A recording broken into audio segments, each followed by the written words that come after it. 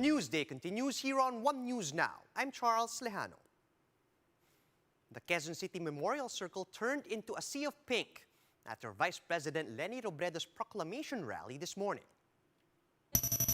Supporters of the Robredo-Pangilinan tandem gathered at the QC Circle as early as 7 a.m. for the Pink Sunday Grand Rally. VP Leni first paid a visit to Quezon City Mayor Joy Belmonte at QC City Hall, while other local officials wearing pink also greeted Robredo at the City Hall. Presidential candidate Leody de Guzman assures the public that his team will secure all necessary permits for their campaign activities. This comes after the COMELEC warned them of a possible election offense for holding a proclamation rally last February 9 without a COMELEC permit. De Guzman admitted that his team worried about this matter, but were relieved after the poll body assured them that he will not be disqualified. Nagbigay na kami ng marching order sa lahat na kinakailangan huwag kakalimutan at tiyakin na makapag-secure ng mga permit sa lahat ng mga activity na gagawin sa mga region, sa mga probinsya, at kahit sa mga city, mukhang kailangan yung ganung permit. At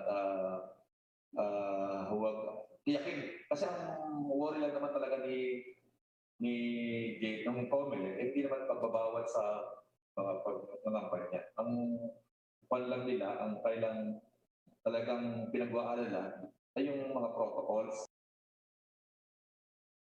Former COMELEC Commissioner Rowena Guanzon believes that the Supreme Court can easily overturn the poll body's decision to junk the disqualification cases against Bongbong Marcos.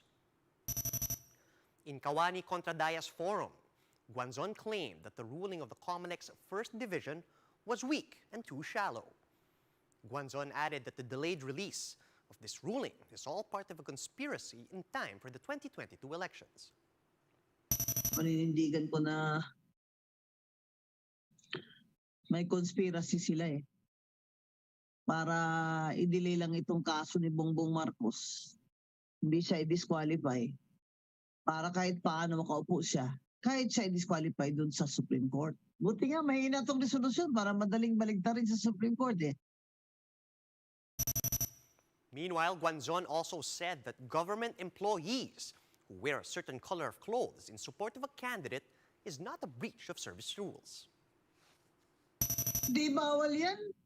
Pero ngayon kung gusto mong mag-pink, gusto mong mag-blue, gusto mong mag-red, gusto mong mag-black, pag naglalamay ka sa... Di ba? Kung mag-black ka na dito, ribbon sa armband mo, that's your right. Freedom of expression yan. We'll be back with more stories after a quick break. Keep it here on One News.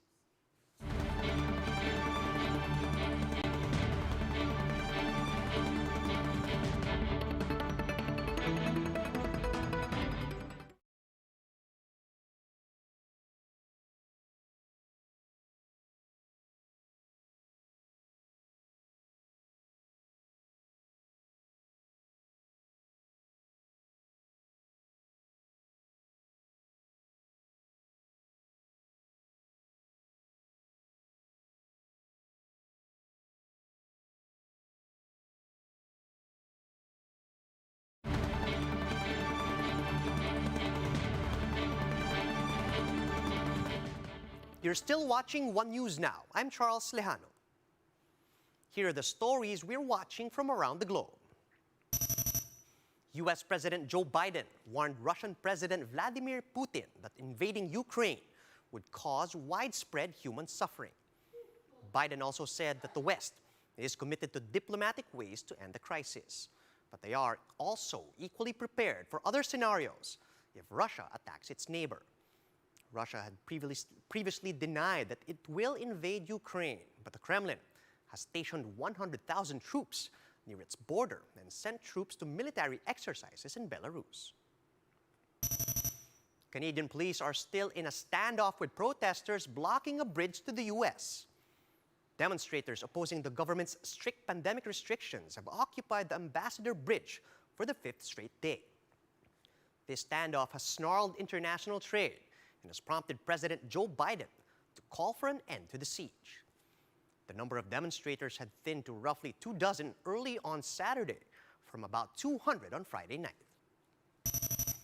The WHO pre-qualifies arthritis drug tocilizumab for patients hospitalized with severe COVID-19 in the bid to increase access to this pricey drug. This after the antibody used in the anti-inflammatory drug showed a reduction in the risk of death and hospitalization time among certain patients suffering from severe COVID. Like the United States and the European Union, the WHO had already recommended the use of tocilizumab to treat severe COVID-19 in hospitals. This pre-qualification is expected to make the drug more accessible and cheaper for lower-income countries. With the Beijing Winter Olympics relying on man-made snow, climate change now poses a threat to related Olympic events in the future. More details in this Bloomberg Quick Take. It makes me sad that we need so much man-made snow to sustain winter sports.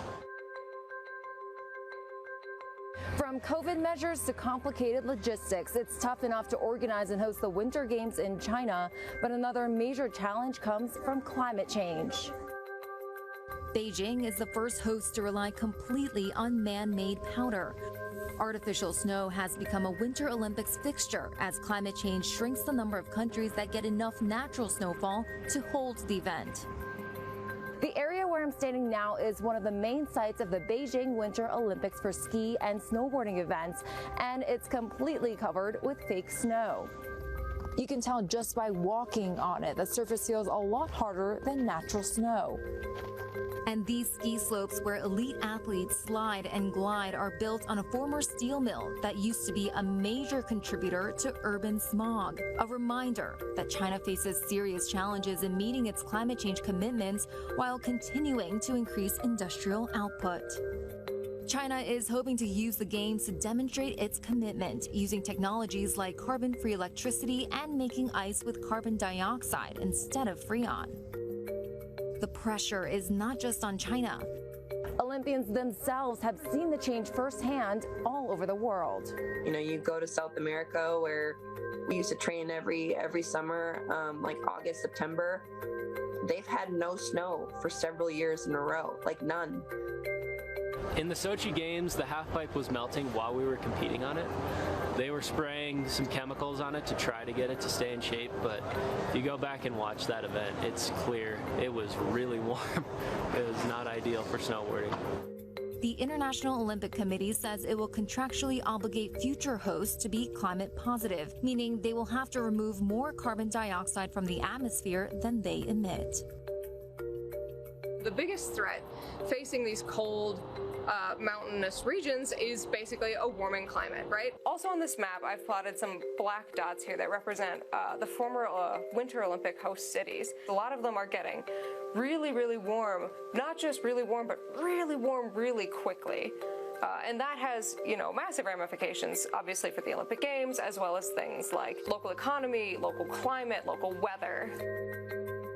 China needs to show it's employing technologies that have a lasting impact beyond the Games.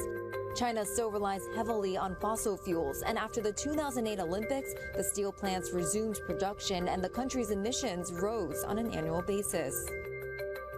At the end of the day, we really need systemic change to have the impact that we need to preserve these places.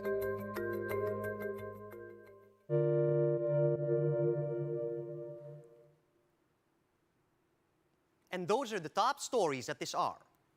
Join us again later at 10:15 in the morning as we continue to monitor the day's biggest stories. You can also catch One News on Signal Play.